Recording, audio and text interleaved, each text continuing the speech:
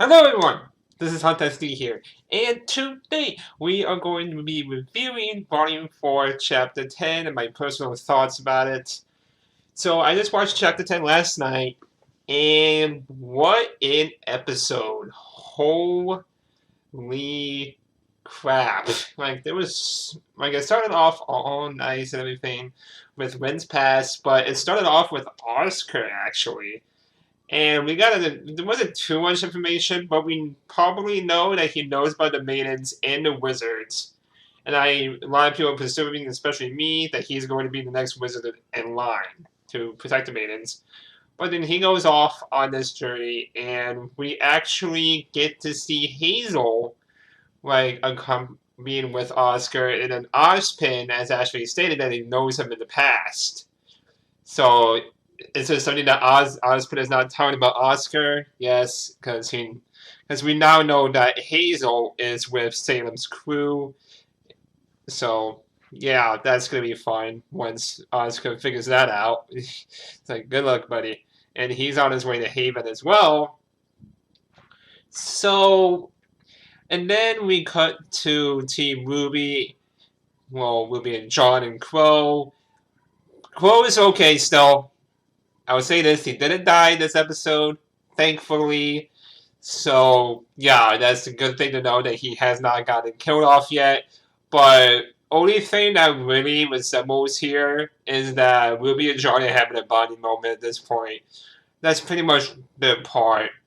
Whatever. They don't get to see the beast that comes later in the show, which we do get to see it in its kind of full form, but not really. We get a glimpse of it, but I'm presumably knowing after the end of this episode that is not after Ruby and John, but is switched to Ren and Nora. That's gonna be not good. But at the same time, I'm a little bit worried and a little bit excited to see it in its full form and see it fight. Because we got to do the glimpse of what it could do back in Ren's past, and it was very devastating for a lot of people. And seeing the deaths of Ren and Nora, not Ren and Nora's, Ren's parents was very depressing, to be quite honest, because they loved very good parents, and it sucks that all good parents have to die in this show. Because we got Summer Rose's death, even though we presume her dead, but personally for me, I don't think that'd be fun. I think they're gonna bring her back probably in the end of this volume or probably next volume. Um, so yeah, this episode was very dark, very quick. Like it started off all nice, well, kind of nice, and then it went to holy crap, what just happened? And we actually do get a confirmation that it was a man with a horse, Graham. But we don't know what it's called yet. They never specifically said what the Grim is actually called at the end of the chapter, which I'm actually okay with, because I want that to be a secret until the next chapter. And I do believe we will be seeing it fighting against Winanoa. I do think that's going to happen, and I believe this Grim actually keeps the people's weapons. But how did the Shion emblem get there? He probably kept that as a souvenir as well, to say hey, I destroyed this village, even though he still had helps with bandits and everything of that sort. And we get to see the hoof again in the cave. So it is not now after Ruby and John, but after Red and Nora. Oh boy, this is gonna be bad. I'm actually worried they are gonna kill off Red and Nora in this volume. Especially, I don't know what, I think that sound was the beast attacking Red and Nora, but we won't know for certain because there was a little bit far off in the distance. We won't know for sure until next week if they do get killed off. I believe we'll probably know in confirmation if they will get killed off or not next chapter. Yeah, we also get to learn Ren's semblance. A lot of people were. I was actually kind of happy about Ren's semblance being calmness. So that was interesting. Because I was doing my reaction, I was a little bit like, is it invincibility? What is it? Because his color skin changed, but it was actually calmness. because Grim attacked to a negative emotion. That's why the Grim couldn't see Ren running off to little Noah in the distance, and why the Nevermore couldn't see Ren and Noah back in the building. And so yeah, his semblance is calmness, and I guess it kind of makes sense because you can see some aspects of it in Volume 1 with the King Taitichu, because he was very calm in there, and the King Taitichu could not hurt him at all. It was basically giving a fight for Ren. So Ren's a very powerful character. He can be a very powerful being. Now, if Salem attacks to negative motion, Ren could probably easily take her out. But at the same time, I just don't see that. So, yeah, this episode for me was very dark. I think a lot of people are going to enjoy this episode and hate it at the same time. Just because we weren't really expecting it to be dark that quick. We thought it was probably going to be more towards the end, but no, they were right into it. We got some glimpses of Ren's parents, what they were like and everything, and then, oh, you like them? Dead. They're gone. Bye.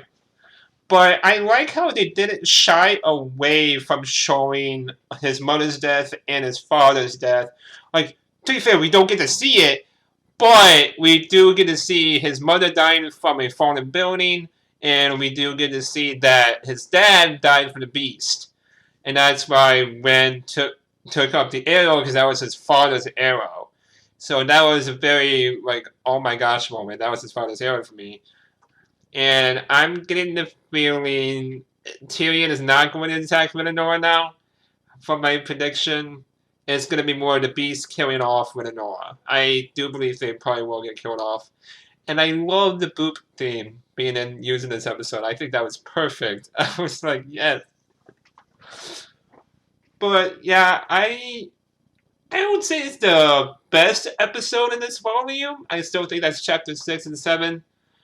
But I do consider it the second best. But we just have to wait and see, because we got 2 episodes left of this volume. 2. What happened? It came by so quick in this volume. It went by so fast, and it's disappointing to see, because I kind of like this volume, and I hate it at the same time.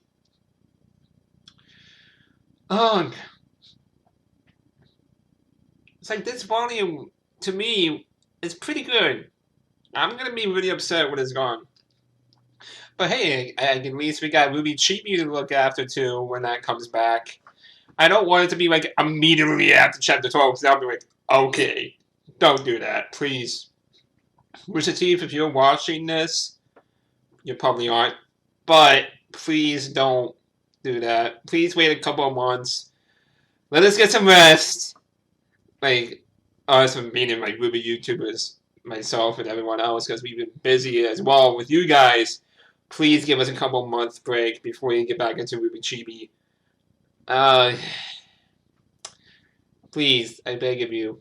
At least bring it back in April or May-ish. I think May is the best choice to put it back.